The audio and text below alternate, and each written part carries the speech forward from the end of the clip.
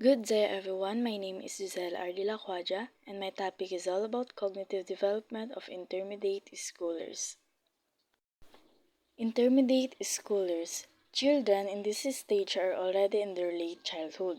Concrete operational, thinker can now organize thought effectively although they can only logically perceive the immediate situation.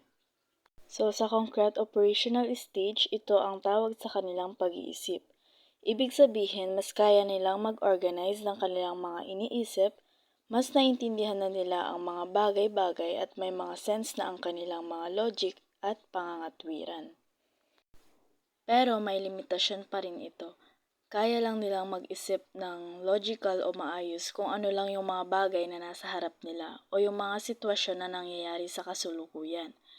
Mahirap pa sa kanila mag-isip ng mga bagay na hypothetical o mga sitwasyon na hindi pa nangyayari. In short, mas may structure na ang pag-iisip nila pero within the scope lang ng mga nakikita o nararanasan nila ngayon. Initial cognitive characteristic. Their thinking skills have become more effective as compared during their primary years. So, ibig sabihin, sa initial cognitive characteristic ng mga intermediate schoolers, ibig sabihin mas naging epektibo na ang kanilang pag-iisip kumpara nung nasa primary years pa lang sila. Kung noon sa primary years around age 5 to 7, medyo simple pa lang ang pag-iisip nila at mas focus sa sarili nilang experiences. Ngayon, mas kaya nilang mag-isip ng mas malinaw at structured. Mas mabilis na nilang maintindihan ang mga bagay-bagay at mas kaya nilang mag-solve ng problems o mag-reason out. In short, habang tumatanda sila, nagiging mas effective ang kanilang thinking skills. Mas nagiging advanced at mas kaya na nilang mag-handle ng more complex ideas and situations compared sa dati. Reading development. Children in this stage marked by wide application of word attack.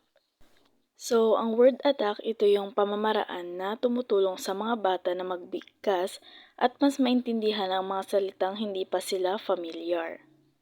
For example, kung may nabasa silang bagong salita tulad ng magnificent, gagamitin nila ang word attack strategies para mas maintindihan ito.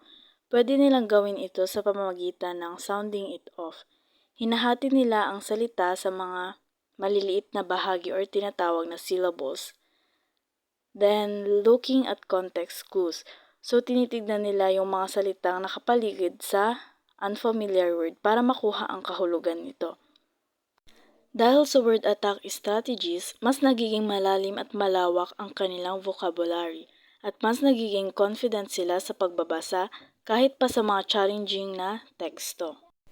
Next is attention. Older children have longer and more flexible attention span compared to younger children. Kung ikukumpara sa mga younger children na madalas madaling madistract o hindi kayang mag-focus ng matagal sa isang bagay, ang older children ay kaya nang mag-concentrate sa isang task ng mas matagal na oras. Halimbawa, kaya na nilang magbasa ng libro o mag-aral ng tuloy-tuloy ng 30 minutes o higit pa na hindi ganong nadidistract. In short, habang tumatanda, nagiging mas matatag at flexible ang kanilang kakayahang mag-focus na nakakatulong para mas maging effective sila sa pag-aaral at iba pang activities. Creativity. Children at this stage are open to explore new things. For example, mas interesado na silang subukan ang iba't ibang activities tulad ng pag-drawing, pagsulat ng sariling kwento o paggawa ng mga craft. Hindi sila natatakot na mag-experiment o mag-try ng bagong ideas kahit pa hindi pa sila sigurado kung ano ang magiging resulta. Sa pagiging open nila sa pag-explore ng bagong bagay, ay nagiging daan para mas ma-develop ang kanilang creativity at magbukas ng maraming opportunities para sa self-expression of learning. Lastly, ito is yung mga creativity ng mga bata. So first, encourage different responses from each child. Means sa isang creativity activity, mahalaga na hinihikayat ang bawat bata na magbigay ng sarili nilang unique na sagot o paraan ng paggawa. For example, kung magpapagawa ka ng drawing, okay lang sa bawat bata na magkaroon ng iba't ibang interpretation o design. Next is celebrate uniqueness. Mahalaga na kinikilala at pinapahalagahan ang pagkakaiba-iba ng bawat bata. Kapag nakita nilang ini-embrace ang kanilang uniqueness, mas magiging confident sila na ipakita ang kanilang sariling ideas at creations. For example, kung gumawa ang isang bata na kakaibang project sa iba, dapat itong purihin at hindi ikumpara sa gawa ng iba. Next is value process over product. Sa creativity, mas mahalaga ang proseso ng paggawa kaysa sa mismong finished product. Ang ibig sabihin nito, ang pagkatuto at kasiyahan ng bata habang gumagawa ng isang activity ay mas binibigyan ng halaga kaysa sa resulta. Halimbawa, kahit hindi perfect ang drawing ng bata, mahalaga na nakita niyang natuto siya at nag-enjoy habang ginagawa ito. Next is reduce stress and anxiety in children. Para maging creativity ang bata, kailangan bawasan ang pressure or stress sa kanila. Kapag relax ang environment at hindi sila natatakot magkamali, mas magiging malikhain sila.